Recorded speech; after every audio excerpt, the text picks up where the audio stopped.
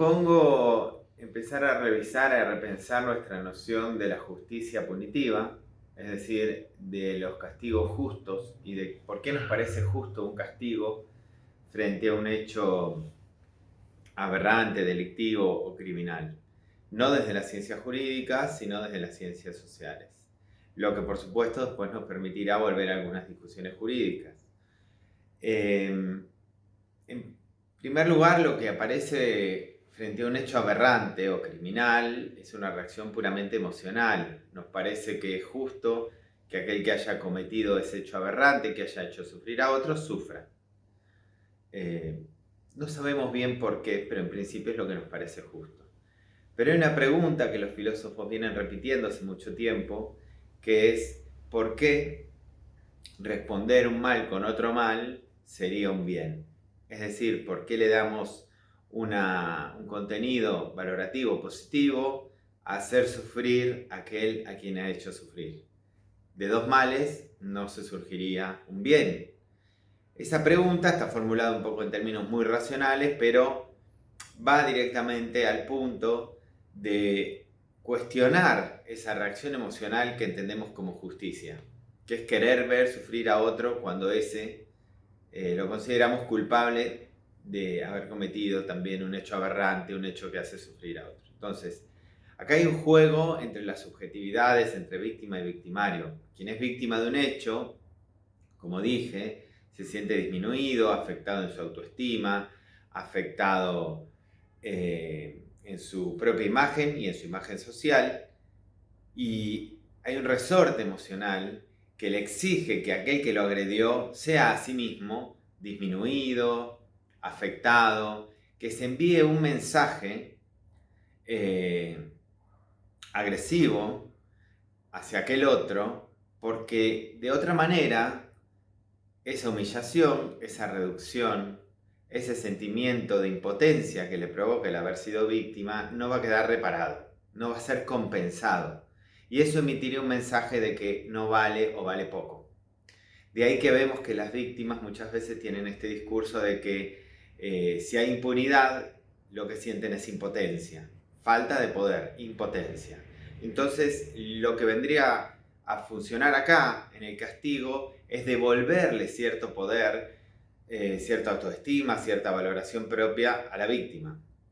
Ahora, los círculos cercanos a la víctima, particularmente cuando la víctima es directa, es víctima de un homicidio o de un hecho muy brutal, todo el círculo cercano y familiar podemos analizarlo de igual manera. Digamos, han sentido, digamos, la reducción, la desaparición de un ser querido, y ese agujero reclama ser rellenado por un cambio en el mundo visible, sea a través de la pena, a través de la sanción de leyes, de la creación de monumentos. De otra manera, sienten que la vida de esa persona no valía nada. Es decir, el quitar la vida de esa persona debe ser retribuido con la aparición de algo que marque la continuidad de la vida de esa persona.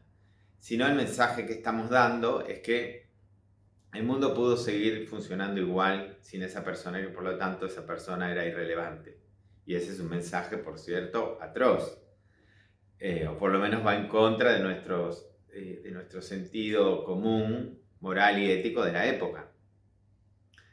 A la vez hay otro tercer círculo, ya de los grupos sociales más grandes, o a veces de la sociedad toda, que se siente identificado en determinados valores que asigna a la víctima y que por eso requiere también una reacción contra el victimario.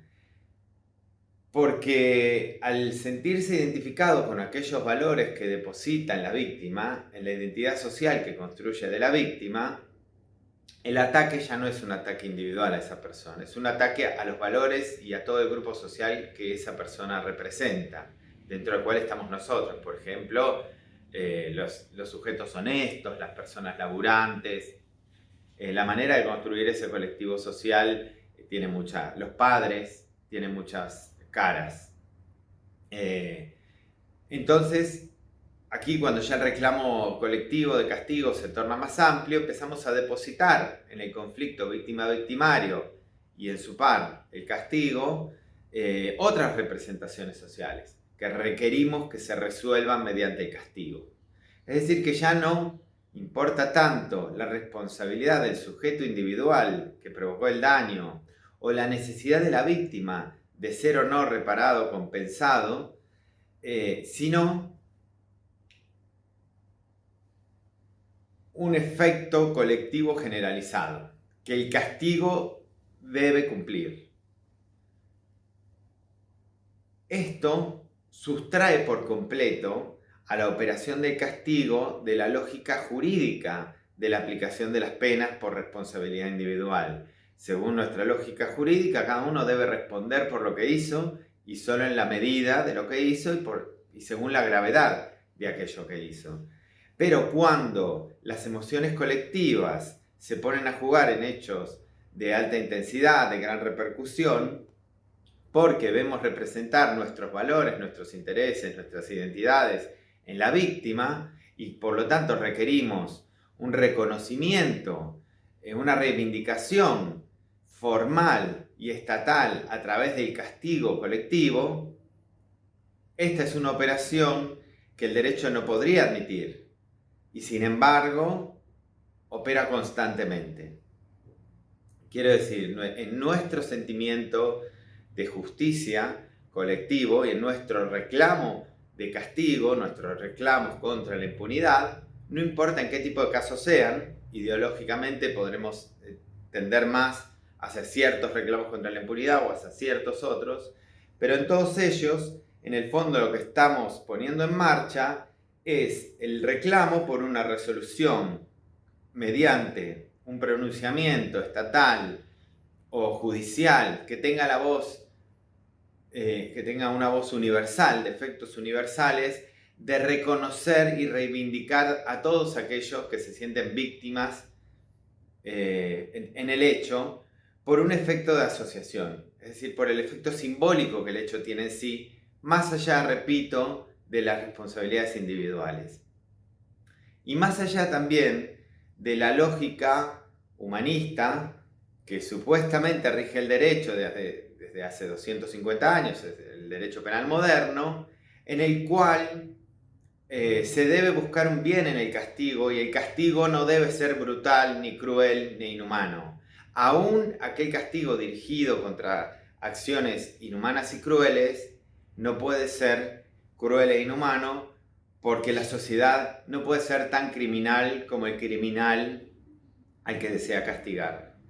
Todo esto entra en crisis cuando los movimientos colectivos movimientos sociales colectivos de reclamo de castigo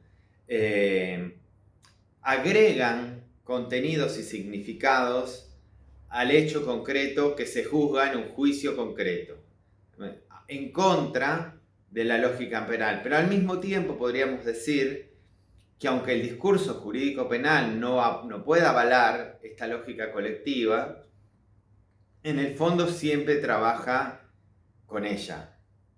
Es decir, en el fondo cada juez que condena a un ladrón sabe que está emitiendo un mensaje en esa pena en contra de los ladrones o de determinado sector social al que ese ladrón representa o cualesquiera que sean las representaciones que se colocan sobre ese victimario o acusado o culpable a ser condenado. Es decir, que el derecho, si bien no puede admitir en su discurso jurídico que está operando sobre las representaciones sociales, porque el discurso jurídico se supone es una operación de cálculo de responsabilidades individuales, en el fondo permanentemente lo hace. Permanentemente está emitiendo un mensaje de reivindicación de determinados sujetos sociales y de degradación de otros sectores sociales en los que ve representados a los actores del proceso penal. Si yo doy razón a la querella o al acusador o a la víctima, estoy reivindicando la posición de aquellas, no solo de la persona individual, sino de aquellas representaciones sociales, de aquellos valores, de aquellos sectores que se sienten identificados en ese escenario con esa víctima. Si yo en cambio doy la razón al al acusado, al imputado.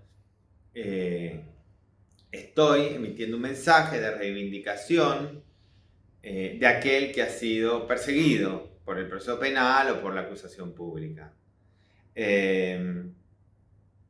Uno de los peligros de esto, dice un psicólogo social hace ya 100 años, George Herbert Mead, es que nuestra lógica colectiva del reclamo de castigo es la misma que la lógica bélica, es la lógica de la guerra, es la lógica de el encontrar en un otro un enemigo que nos defina como grupo unificado y que por lo tanto esa lógica solo va a llevar a la destrucción.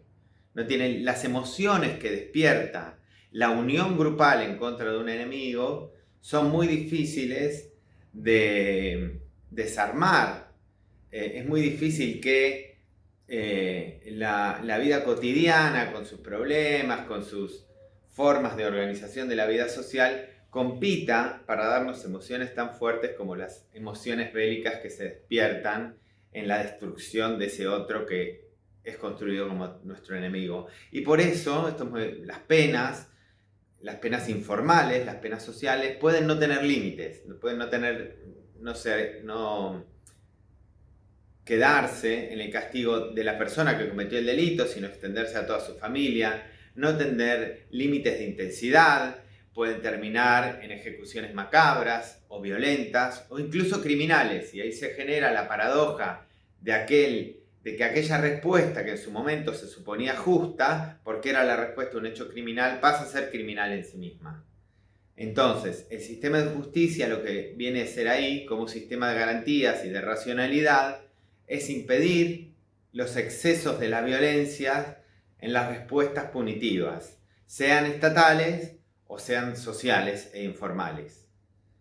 De ahí que defender un sistema de garantías y defender un sistema de penas humanas, no crueles, ni degradantes, ni inhumanas, no sea una bandera estrictamente abolicionista, sino que es más bien el objetivo clásico del derecho penal moderno, en el sentido de que se trata de controlar la reacción social a pesar de que se justifique y se entienda que la comisión de un hecho grave requiere de una sanción o de un mensaje fuerte de reivindicación de las personas agredidas. A medida que los movimientos sociales de reclamo de castigo se vuelven más intensos y más extensos, la lógica jurídica de la responsabilidad individual y de la graduación de las penas empieza a entrar en crisis. Bueno, esto es todo por ahora. Gracias.